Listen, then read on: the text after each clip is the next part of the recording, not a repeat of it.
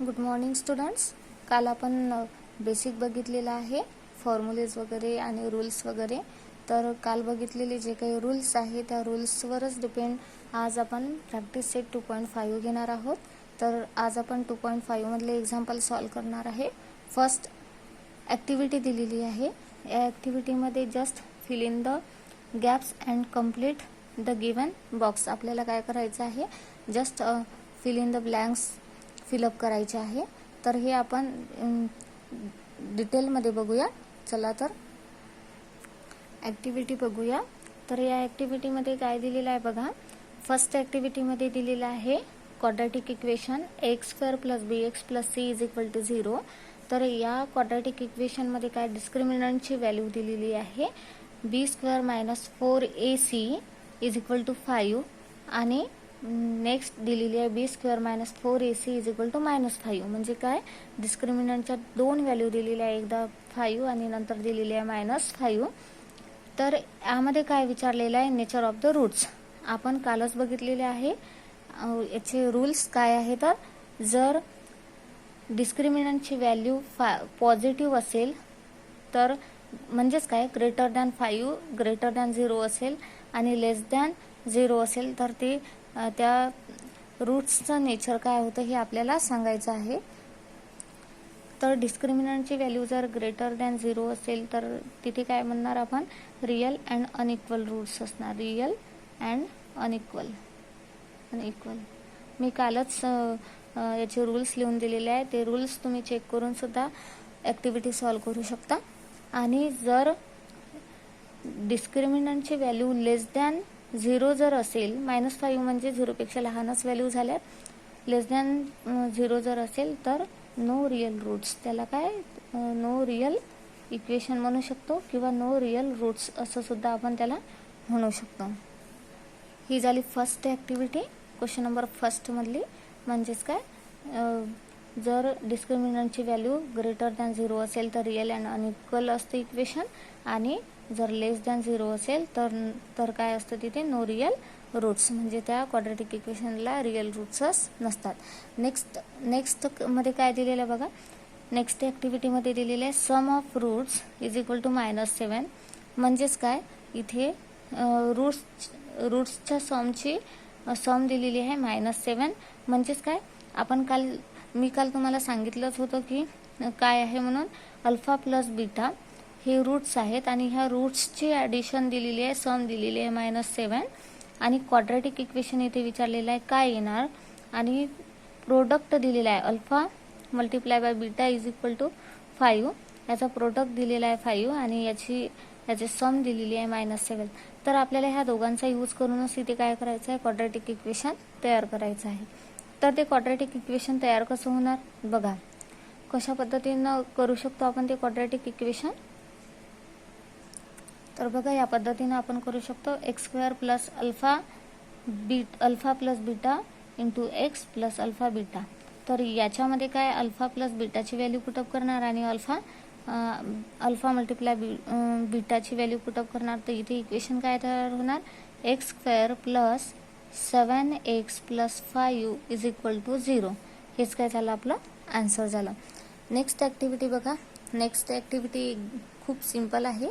तर या next ॲक्टिव्हिटीमध्ये just आपल्याला अल्फा प्लस बीटा आणि अल्फा × बीटाचे फॉर्म्युलेज रिमेंबर असणं गरजेचं आहे. इथे क्वाड्रॅटिक इक्वेशन दिलेलं आहे 2x² - 4x - 3 = 0. तर या क्वाड्रॅटिक इक्वेशनमध्ये सर्वात आधी तर काय करणार, याच्यामध्ये ABCच्या व्हॅल्यू काढणार. ABCच्या व्हॅल्यू कसे काढणार आपण, कम्पेअर करून. Compare with ax² + bx + c = 0.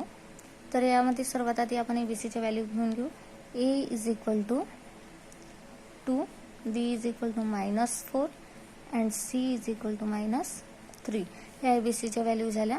आपल्याला जस्ट इथे ॲक्टिव्हिटी सॉल्व करायची आहे. Just fill in the blanks भरायचे आहे. ही जी मी सांगत आहे प्रोसेस, एवढं काही करायचं नाही. ही जस्ट साईडला रफ वर्क म्हणून करायचं. बघा मग या ॲक्टिव्हिटीमध्ये कसं करायचं आपल्याला. तर ABCच्या व्हॅल्यू आपण काढून घेतलेल्या आहे, A ची व्हॅल्यू, B ची व्हॅल्यू आणि C ची व्हॅल्यू. तर आपल्याला नेक्स्ट वी नो दॅट आपल्याला माहीतच आहे अल्फा प्लस बीटाचा फॉर्म्युला -b/a आहे. तर इथे आपल्याला -b/a यूज करायचा आहे. अल्फा प्लस बीटाचीच व्हॅल्यू काढायची आहे. मग अल्फा प्लस बीटाची व्हॅल्यू काढण्यासाठी ऑब्विसली हा फॉर्म्युला लिहिणार. फॉर्म्युला काय -b/a आहे. बीची व्हॅल्यू ऑलरेडी मायनसमध्ये दिलेली आहे म्हणजे -4 minus minus plus divided by 2. तर 2 2 4 म्हणजेच अल्फा प्लस बीटाची व्हॅल्यू 2 येणार. आणि नेक्स्ट अल्फा मल्टिप्लाय बाय बीटाची व्हॅल्यू काय येणार. तर आपल्याला माहीतच आहे अल्फा मल्टिप्लाय बाय बीटाचा फॉर्म्युला c/a येते. आणि c/a म्हणजे काय, cची व्हॅल्यू -3 आहे आणि aची व्हॅल्यू 2 आहे. तर म्हणजे अल्फा मल्टिप्लाय बाय बीटा याची व्हॅल्यू डायरेक्टली -3/2 येते. हे जस्ट ॲक्टिव्हिटी झाल्या 1 और 2 मार्क्सला एक्झाममध्ये विचारल्या जातात. तर यासाठी जे काही रूल्स आणि फॉर्म्युलेज आहेत रूट्सचे ते लक्षात ठेवणं गरजेचं आहे. नेक्स्ट एक्झाम्पल बघा, सॉल्व्ड एक्झाम्पल आहे. तर हे एक्झाम्पल आपण सॉल्व करून बघूयात. If alpha and beta are the roots of the quadratic equation. Alpha आणि बीटा जर रूट्स असेल क्वाड्रॅटिक इक्वेशनचे तर 2x² + 6x - 5 = 0. तर याच्यामध्ये आपल्याला find the values of alpha plus beta and alpha multiply by beta. तर या दोन रूट्सची आपल्याला काय करायची आहे, व्हॅल्यू फाइंड आउट करायची आहे. बघा काय होणार इथे फर्स्ट थिंग आपल्याला फॉर्म्युलेज माहिती असणं गरजेचं आहे. याचे डायरेक्टली आपला आन्सर निघते. याच्यामध्ये काय सोल्युशनमध्ये बघा मग काय होणार. सोल्युशनमध्ये दिलेले इक्वेशन लिहून घेऊ आधी. 2x² + 6x - 5 = 0 given. हे काय गिवन क्वाड्रॅटिक इक्वेशन. आता काय करणार नेक्स्ट, कंपेअर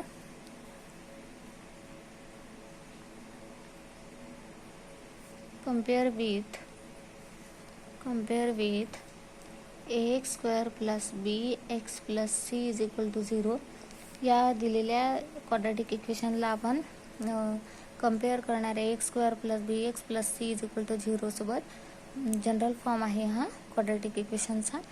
तर काय होणार याच्यामध्ये ABCच्या व्हॅल्यूज कॅल्क्युलेट करून a = 2, b = 6 अँड c = -5 अशा ABCच्या व्हॅल्यूज निघतात.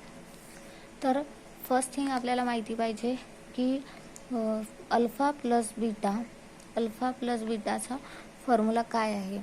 तर याचा फॉर्म्युला काय आहे, तर याचा फॉर्म्युला काय येतो -b/a. याची व्हॅल्यू काय निघणार मग, बीची व्हॅल्यू 6 आहे आणि एची व्हॅल्यू 2 आहे.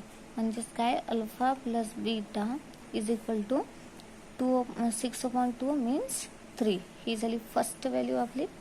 सेकंड व्हॅल्यू कशी कॅल्क्युलेट करणार, same alpha multiply by beta = ह्याचा फॉर्म्युला लिहिणार. आता आपण बघा याच्या व्हॅल्यू काढण्यासाठी नेसेसरीली आपल्याला हे फॉर्म्युलेज माहिती असणं गरजेचं आहे. तर काय होणार c/a. तर इथे काय cची व्हॅल्यू काय दिलेली आहे -5 अँड एची व्हॅल्यू दिलेली आहे 2. ही झाली अल्फा मल्टिप्लाय बाय बीटा = -5/2. ही झाली आपली नेक्स्ट व्हॅल्यू. आणि क्वेश्चनमध्ये याच व्हॅल्यू आपल्याला फाइंड आउट करायच्या सांगितल्या होत्या, त्या आपण कॅल्क्युलेट केल्यात. यामध्ये बघा इथे बीला मायनस साईन आहे तर इथे सुद्धा -6 येणार आणि इथे व्हॅल्यू सुद्धा मायनसमध्येच येणार. सॉरी लक्ष निघून गेलं होतं मायनस साईन द्यायचं. तर इथे काय मायनस साईन येणार जे की तिथे फॉर्म्युल्यामध्ये ऑलरेडी दिलेलं आहे. आणि अल्फा प्लस बीटाची व्हॅल्यू -3 येणार. बघा प्रॅक्टिस सेट 2.5 मधला सेकंडमधला फर्स्ट क्वेश्चन आहे. यामध्ये काय म्हटलेलं, find the value of discriminant. आपल्याला काय करायचं इथे डिस्क्रिमिनंटची व्हॅल्यू काढायची आहे. मी कालच सांगितलं होतं की डिस्क्रिमिनंट कशाला म्हणतात.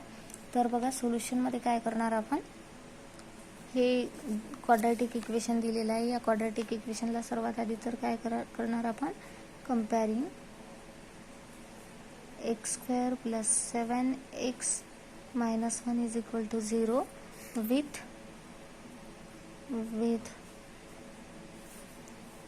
ax² + bx + c = 0. आणि नंतर काय करणार ABCच्या व्हॅल्यूज कॅल्क्युलेट करणार. काय येणार आहे ची value, a = 1, b = 7 and C is equal to -1. तर डिस्क्रिमिनंट काय आहे आपलं, मी त्यालाच सांगितलं होतं. आणि डिस्क्रिमिनंटला डेल्टा या सिम्बॉलने डिनोट करतं. याला आपण डिस्क्रिमिनंट म्हणतो. डिस्क्रिमिनंटची व्हॅल्यू काय, b² - 4ac. आता काय करणार, ज्या काही एबीसीच्या व्हॅल्यू काढलेल्या आहे त्या एबीसीच्या व्हॅल्यू आपण याच्यामध्ये पुटअप करणार. डेल्टा इज इक्वल टू और डिस्क्रिमिनंट इज इक्वल टू बीची व्हॅल्यू काय आहे, 7 दिलेली आहे. तर मी 7चा स्क्वेअर करणार -4 मल्टिप्लाय बाय एची व्हॅल्यू 1 दिलेली आहे आणि सीची सुद्धा -1 दिलेली आहे. काय होणार इथे, 7चा स्क्वेअर 49 -4 1 4 आणि इथे सुद्धा -1 दिलेला आहे. तर मायनस मायनस काय होणार, प्लस होणार आहे, म्हणजे 4 येणार. तर इथे काय 49 + 4 काय व्हॅल्यू निघणार मग याची, डेल्टाची. इथे साईडला लिहिते मी. तर डेल्टा इज इक्वल टू और discriminant is equal to 49 + 4 is equal to 53. ही काय झाली आपली डेल्टाची व्हॅल्यू झाली और डिस्क्रिमिनंट व्हॅल्यू झाली दिलेल्या क्वाड्रॅटिक इक्वेशनची.